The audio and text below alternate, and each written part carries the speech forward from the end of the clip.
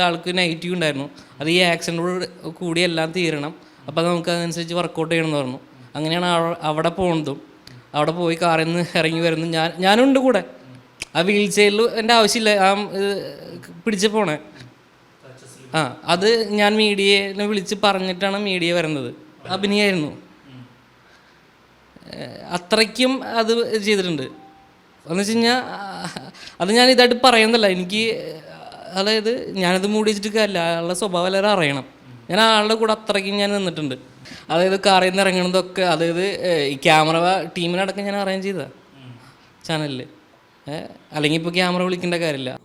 നിരവധി comedy reality ഷോകളിലൂടെയും mimicry വേദികളിലൂടെയും comedy തന്നെ കഥാപാത്രങ്ങളിലൂടെയും ഒക്കെ വളരെയധികം സുപരിചിതനായ വ്യക്തിയാണ് നടൻ ബിനു അടിമാലി. സ്റ്റാർ മാജിക് എന്ന വലിയൊരു ഷോ തന്നെയാണ് അദ്ദേഹത്തിന് വലിയ ഒരു വഴികാട്ടിയായി മാറിയത്. അതിലൂടെ തന്നെ നിരവധി ഷോകൾ അദ്ദേഹത്തിന് ലഭിച്ചു. എന്നാൽ ഇപ്പോൾ ബിനു അടിമാലിക്കെതിരെ ഒരു കടുത്ത വിമർശനവുമായി അദ്ദേഹത്തിൻ്റെ കൂടെ ഉണ്ടായിരുന്ന, അദ്ദേഹത്തിൻ്റെ എല്ലാമായിരുന്ന ഒരു വ്യക്തിയുടെ വെളിപ്പെടുത്തലാണ് സോഷ്യൽ മീഡിയയിലടക്കം ഇപ്പോൾ നിരവധി പേരെ ഞെട്ടിക്കുന്നത്. ഇദ്ദേഹത്തിൻ്റെ കൂടെ എല്ലാത്തിനും ഉണ്ടായിരുന്ന, അദ്ദേഹത്തിൻ്റെ പരിപാടികൾ ബുക്ക് ചെയ്യാനും അദ്ദേഹത്തിനോടൊപ്പം നിൽക്കാനും അദ്ദേഹത്തിൻ്റെ വേദികളിൽ കയറുമ്പോൾ കൂടെ നിൽക്കാനും പരിപാടി ബുക്ക് ചെയ്യാനും ഒക്കെ കൂടി ഉണ്ടായിരുന്ന എറണാകുളം പച്ചാളം സ്വദേശി ജിനീഷാണ് ഇപ്പോൾ ബിനു മർദ്ദിച്ചു എന്ന് പരാതിയിൽ പറയുന്നത്.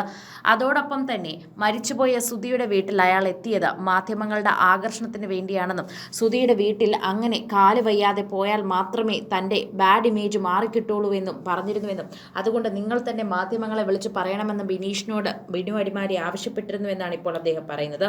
ബിനു അടിമാലിയുടെ ആവശ്യപ്രകാരമായിരുന്നു അന്ന് അവിടേക്ക് ബിനു അടിമാലി എത്തുമെന്നും മാധ്യമങ്ങളോടൊക്കെ എത്താൻ ബിനു അടിമാലിയുടെ പക്കൽ നിന്ന് ബിനീഷ് പറഞ്ഞതെന്നും പറയുന്നു. ഇത് ക്രൂരമായ കാര്യമാണ്, ഇത് പുറത്തു പറയാൻ പാടില്ലാത്തതാണ്. എങ്കിലും ഞാൻ പറയുകയാണ്, അയാൾ വളരെ മോശപ്പെട്ട ആളാണെന്ന് പോകുന്ന രീതിയിലാണ് അദ്ദേഹം ഇപ്പോൾ ഇതിനെക്കുറിച്ചും വെളിപ്പെടുത്തുന്നത്. മരിച്ചുപോയ സുധിയുടെ വീട്ടിൽ അദ്ദേഹം എത്തിയത് ഇതിനാലാണ്. ഞൊണ്ടി വന്നതും അതുപോലെ ഇദ്ദേഹത്തിൻ്റെ സഹായത്തോടെ തന്നെ നടന്നു കയറിയതുമൊക്കെ നമ്മളന്ന് മാധ്യമങ്ങളിൽ കണ്ടതാണ്. അതെല്ലാം തന്നെ ഇവർ വിളിച്ചു പറഞ്ഞ ആളുകളാണ് അവിടെ എത്തിയത്. ഇന്ന് ബിനു അടിമാലി അവിടേക്ക് എത്തുമെന്ന് പറഞ്ഞതുകൊണ്ടാണ് വിഷ്വൽ എടുക്കാൻ മാത്രമായി മാധ്യമങ്ങൾ അവിടേക്ക് എത്തിയത്. ഇതെല്ലാം ബിനു അടിമാലിയുടെ പ്ലാനിംഗ് ആയിരുന്നു എന്ന് അറിഞ്ഞപ്പോൾ എല്ലാവർക്കും കൂടുതൽ ഞെട്ടലാണ് ഉണ്ടാവുന്നത്.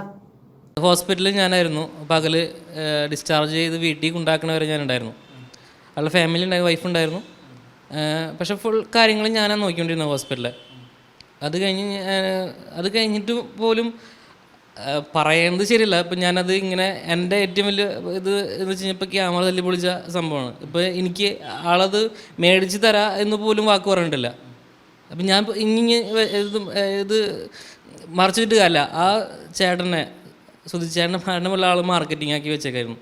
അതായത് ആളെ വീട്ടിൽ പോകുന്നതടക്കം.